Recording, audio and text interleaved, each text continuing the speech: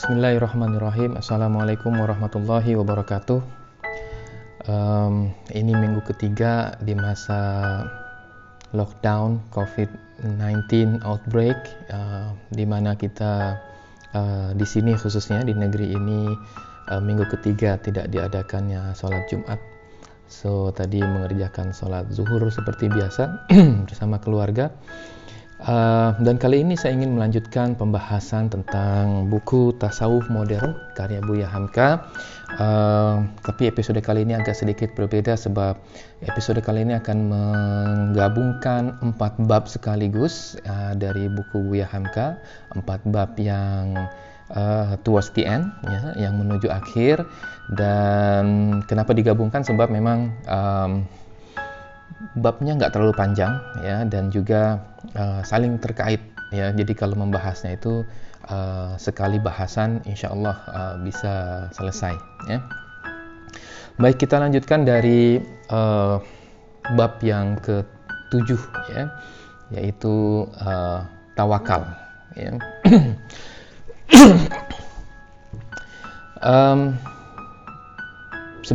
Episode sebelumnya kita membahas tentang qanaah, ya. Dan di dalam qanaah tersimpulah tawakal, ya, sudah disebutkan tentang qanaah. Salah satu unsur dalam qanaah yaitu tawakal, yaitu menyerahkan segala keputusan atas doa, usaha yang telah kita lakukan kepada Allah Subhanahu wa taala, ya. Dan usaha maksimal dan usaha di atas maksimal kalau masih ada lagi, ya. Dikatakan oleh Buya Hamka, tidaklah seseorang itu keluar dari garis tawakal ketika ia berusaha maksimal menghindarkan dirinya dari kemelaratan hidup. Jadi ia bekerja terus, ya, untuk menghindari dari kemelaratan hidup, ya, itu tidak keluar dari garis tawakal, ya, sepanjang kewajiban-kewajiban dalam agamanya dipenuhi. Sebaliknya malah mereka yang hanya duduk-duduk di dalam masjid sambil berzikir sepanjang hari tanpa melakukan usaha, ya, untuk ma'isyahnya, ya, untuk menghindarkan dirinya dari kemelaratan hidup, tidak berpangku tangan daripada orang lain, ya, itulah menurut Buya Hamka yang telah meninggalkan tawakalnya kepada Allah Subhanahu wa taala. Untuk lebih mematangkan makna tawakal dalam bukunya, Buya Hamka menggunakan sirah nabawiyah, yaitu perjalanan hijrah Rasulullah, ya, dari Mekah ke Madinah, ya, sebagai contoh yang sangat kuat bagaimana tawakal itu kepada Allah Subhanahu wa taala. Rasulullah memulai perjalanannya itu di tengah malam, ya. Tidak lazim, ya, di tengah malam.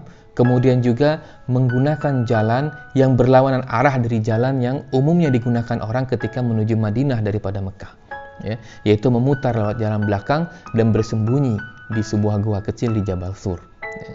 Barulah ketika orang-orang kafir musyrikin lelah mencari dan tidak menjumpai, kemudian mereka balik, Rasulullah berkata kepada sahabatnya yang ia cintai, Abu Bakar As-Siddiq radhiyallahu an, beliau mengatakan, la tahzan, innallaha ma'ana. Maka setelah mempergunakan strategi yang terbaik, ya, kemudian berusaha semaksimal mungkin untuk bersembunyi, barulah mereka bertawakal kepada Allah Subhanahu wa taala, ya. Bayangkan apa yang akan terjadi pada umatnya hari ini seandainya Rasulullah ketika itu tidak menggunakan strategi, ya, dalam perjalanan hijrahnya, ya, asal jalan saja, ya. Sedangkan dengan kuduah yang benar saja masih banyak yang salah dalam memaknai apa itu tawakal menurut Buya Hamka. Apatah lagi jika yang terjadi dahulu adalah sebaliknya, ya. Nampaknya akan chaoslah umat ini menurut Buya Hamka, ya. Manusia tidak lagi menutup dan mengunci rumahnya dari maling, tidak lagi mengikat hewan peliharaannya dari kabur belari, tidak lagi bertebaran di muka bumi untuk mencari rizki, tidak mau berobat ketika sakit, dan semua itu diatasnamakan tawakal, ya. Seandainya ketika itu Rasulullah tidak mempergunakan strategi, ya, maka sungguh sempurna ajaran Islam ini, ya, berikut sirah nabawiyahnya, dan sungguh Rasulullah adalah suri tauladan yang paling baik. Buya Hamka juga mengutip sebuah riwayat yang mengatakan bahwa pernah suatu ketika di zaman pemerintahan Umar radhiyallahu an, Umar bin Khattab radhiyallahu an, ya, itu ada sebuah ekspedisi untuk menuju negeri Syam, ya, dipimpin sendiri oleh Umar radhiyallahu an, ya. Ketika sampai di sebuah perkampungan bernama Jabiyah, Terdengarlah kabar bahwa di negeri Syam telah tersebar sebuah penyakit taun yang membunuh ribuan orang di sana. Terbagi dualah kelompok pasukan kaum muslimin ketika itu, ya. Yang pertama diwakili oleh Umar radhiyallahu an untuk kembali, ya, tidak memasuki wilayah yang sedang terkena penyakit wabah ini. Sedangkan dikatakan Abu Ubaidah, ya, itu adalah orang yang menyokong untuk terus berjalan memasuki negeri Syam. Ya, beliau mengatakan, apakah boleh kita lari dari takdir Allah Subhanahu wa taala? Lalu Umar merespon, betul, kita lari dari takdir Allah kepada takdir Allah. Ya, dari takdir Allah yang satu kepada takdir Allah yang lain. Ya. Betapa bahagianya Umar ketika Abdurrahman bin Auf datang menyusul sambil menyampaikan hadis yang ia dengar dari Rasulullah Muhammad SAW.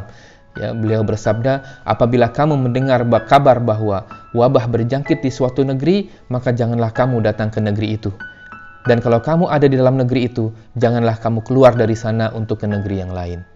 Umar ketika itu hatinya bergembira. Dan dalam buku Tasawuf Modern ini dituliskan bahwa kabarnya Abu Ubaidah ibn al-Jarrah radhiyallahu an itu termasuk yang wafat karena penyakit taun di Damaskus, ya, di Syam ketika itu, ya, disebabkan terus melanjutkan perjalanannya.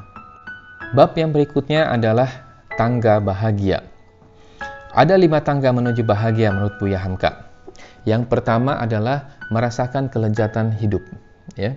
Yang menyebabkan kebencian pada hidup tidak menarik hati adalah karena ianya tidak mengetahui rahasia hidup, ya.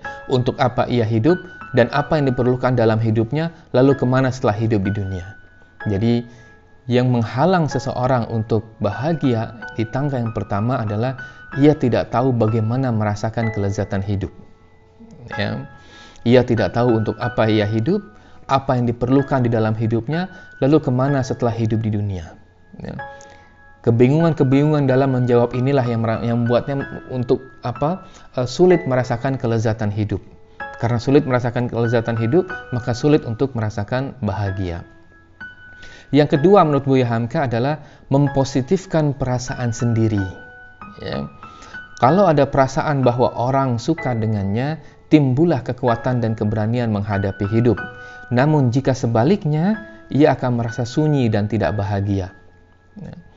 Bahayanya orang-orang yang memiliki perasaan diri bahwa orang lain tidak menyukainya adalah pikiran untuk melakukan apa saja, tanpa perlu memikirkan etika dan nilai-nilai kesopanan di dalam masyarakat, ya.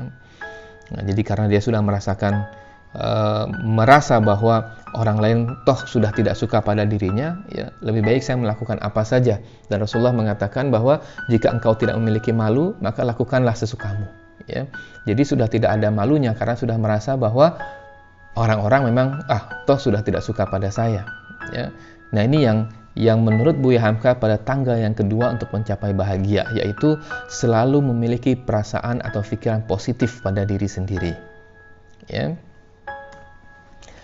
Yang ketiga adalah rumah tangga yang bahagia, ya. Setelah berhasil memahami arti dan tujuan hidup, lalu memiliki pikiran positif, maka rumah tangga adalah lingkaran selanjutnya dari kebahagiaan. Kegagalan manusia mencari ketentraman di dalam rumah tangganya adalah pangkal dari kerusakan yang terjadi di masyarakat saat ini. Dan kegagalan di dalam rumah tangga adalah karena gagal memahami arti dan tujuan hidup, serta selalu berpikiran sempit dan negatif terhadap diri sendiri, ya. Jadi tangga yang ketiga adalah rumah tangga yang bahagia. Dan rumah tangga yang bahagia itu baru akan terbentuk ketika masing-masing personal di dalam rumah tangga itu memiliki pemahaman yang sama, yang benar tentang arti hidup, apa yang diperlukan dalam hidup, dan kemana setelah hidup di dunia ini, ya. Yang kedua adalah selalu memaintain pikiran positif di dalam dirinya sendiri, ya. Tangga yang keempat menurut Buya Hamka di dalam tangga bahagia adalah mata penghidupan atau pencarian atau income, ya. Usaha mata penghidupan itu ialah jalan menuju kejayaan, ya. Dengan bekerja mencari uang, ya, itu adalah jalan menuju kejayaan. Nah, kalau usaha ini masih lekat dengan diri, selama itulah ia disukai orang, dan selama itu pula harapannya untuk mencapai kejayaan dan kebahagiaan masih bertumbuh, ya. Jadi Buya Hamka di sini mengingatkan bahwa, ya, Kalau kemampuan untuk mencari atau bekerja, ya, kemampuan untuk bekerja itu masih ada dalam diri, selama itu pula ia akan disukai orang. Betul, ya. Tenaganya masih ada, pikiran cemerlangnya masih ada, dia masih disukai orang, ya. Maka ada dua hal yang dapat mempertahankan hal ini menurut Buya Hamka, ya. Yang pertama adalah kemahiran atau skill. Jadi setiap orang harus terus meningkatkan kemampuannya, skillnya, ya. Yang kedua adalah inovasi atau pandai mencari bentuk baru, ya. Setelah skillnya terus meningkat dan meningkat, dia juga harus pandai mencari bentuk-bentuk baru, inovasi-inovasi baru, ya. Barulah orang-orang di sekitarnya akan menyukainya, dan ketika orang di sekitarnya menyukainya, perasaan positif itu akan timbul, ya. Nah, ini adalah tangga yang keempat di dalam tangga bahagia. Dan tangga yang kelima, ya, di dalam tangga bahagia menurut Buya Hamka adalah bermujahadah untuk selalu bahagia, ya. Jadi tangga bahagia yang kelima adalah selalu bermujahadah, ya, berjihad, bermujahadah untuk selalu bahagia, bersungguh-sungguh untuk selalu bahagia, ya. Karena kebahagiaan bukanlah sesuatu yang turun seketika dari langit, ianya perlu diusahakan. Jadi kebahagiaan itu perlu dicari, dia nggak turun seperti air hujan, ya. Di dalam mujahadah ini, ya, dikutip oleh Buya Hamka dari kitab Zadil Ma'ad karya Imam Ibn Al-Qayyim, ya, yang mengajarkan ada 4 jalan jihad terhadap diri sendiri. Yang pertama adalah bersungguh-sungguh di dalam mempelajari petunjuk dan agama, ya. Jadi yang pertama adalah mesti ada mujahadah, kesungguhan di dalam mempelajari agama itu sendiri dan mempelajari petunjuk-petunjuk Allah, yaitu Al-Quran dan Sunnah, ya. Karena ibarat mobil yang dikeluarkan oleh pabrik, ya, maka yang paling mengetahui bagaimana supaya performance mobil ini tetap baik adalah yang mengeluarkan mobil tersebut, pabriknya, ya. Maka manual booknya itu harus betul-betul dibaca. Sama seperti kita hidup, ya, Allah lah yang menciptakan kita, maka petunjuk dari Allah lah yang paling baik untuk bagaimana menjalankan hidup di dunia ini supaya tetap bahagia, ya. Yang kedua adalah beramal sesudah berilmu, ya. Jadi jalan jihad yang kedua, ya, beramal sesudah berilmu. Yang pertama tadi berilmu, yaitu sungguh-sungguh dalam mempelajari petunjuk, ya, hudan dari Allah Subhanahu wa taala dan agama ini. Yang kedua adalah beramal sesudah berilmu. Sesudah dia memiliki ilmu itu, maka ia beramal, ya. Jangan sampai kita seperti ungkapan Al-Ghazali, ya, yang mengatakan bahwa an-nasu kulluhum mauta illal alimun wal alimuna niyamun illal amilun, ya. Jadi orang manusia itu sesungguhnya dalam keadaan mati kecuali orang-orang yang memiliki ilmu, dan orang yang berilmu itu sesungguhnya dalam keadaan tidur kecuali mereka yang mengamalkan ilmunya, ya. Yang ketiga, ya, jalan jihad diri yang ketiga adalah berdakwah, selalu mengingatkan manusia, mengajak manusia untuk kembali ke jalan Allah. Yang keempat adalah bersabar di dalam menempuh kesusahan di dalam dakwahnya. Kalau empat-empat ini dijalankan, ya, menurut Ibnu Al-Qayyim seperti dikutip, ya, oleh Buya Hamka di sini, ya, kalau empat-empat ini dijalankan, insya Allah ini adalah tangga yang kelima menuju bahagia, ya, mujahadah untuk menjadi bahagia. Bab selanjutnya adalah the opposite daripada bahagia, yaitu kecelakaan, ya, celaka, ya. Buya Hamka mengatakan ada 3 sebab kecelakaan seseorang, ya. Yang pertama, pendapat akal yang salah, ya. Kerap kali akal itu salah dalam menafsirkan dan memilih jalan menuju bahagia. Mereka sangka bahagia itu ketika dunia sudah di dalam genggamannya, lalu ia korbankan semuanya yang bisa menghambatnya dalam menggenggam dunia. Timbanglah semua perkara dengan akal yang sehat dan jernih yang terhubung dengan Sang Pencipta akal dan di dunia ini, ya. Jadi kesalahan pertama, ya, yang membawa pada kecelakaan manusia, ya, adalah solely relied on their akal saja, ya. Jadi seutuhnya bersandar pada akal, ya. Padahal akal ini juga memiliki keterbatasan, ya. Maka bukan cuma bersandar pada akal, ya, solusinya adalah bersandar kepada akal dan wahyu. Kita pelajari tadi, ya, pada tangga yang menurut Ibnu Al-Qayyim, ya, jihad yang level yang pertama, yaitu bersungguh-sungguh dalam mempelajari al-hudan, ya, petunjuk dari Allah dan juga agama ini, ya. Jadi bersandar hanya kepada akal itu sumber kecelakaan yang pertama bagi manusia. Yang kedua adalah rasa benci. Ya. Segala sesuatu itu ada baik dan buruknya. Namun jika melihatnya dengan kacamata kebencian, yang nampak olehnya hanyalah yang negatif dan tercela saja. Ya. Indahnya bulan bagi seorang pembenci hanyalah benda yang tidak mampu menerangi karena tidak memiliki cahaya sendiri. Ya. Tapi bagi orang si pencinta, ia adalah sebuah keindahan, ya, yang Allah Subhanahu wa Ta'ala telah ciptakan. Bagi si pembenci tidak ada guru yang baik, tidak ada murid yang sopan, tidak ada pemimpin yang cakap, tidak ada manusia yang baik, semuanya cacat. Ya. Tidak ada pikiran positif. Ya. Jadi rasa benci itu penyebab kecelakaan. Dengan rasa benci itu, ya, hatinya akan menjadi sempit, ya, dan gerakannya akan menjadi sangat terbatas. Ya. Maka wajar kalau kemudian rasa benci itu dijadikan sumber kecelakaan nomor 2 oleh Buya Hamka. Yang ketiga sumber celaka bagi manusia adalah sikap pesimistis. Ya. Sikap pesimis atau hilang kepercayaan akan hidup itu menjadi sebab kecelakaan seseorang. Sikap ini membawa kepada sebab celaka yang pertama dan yang kedua, ya.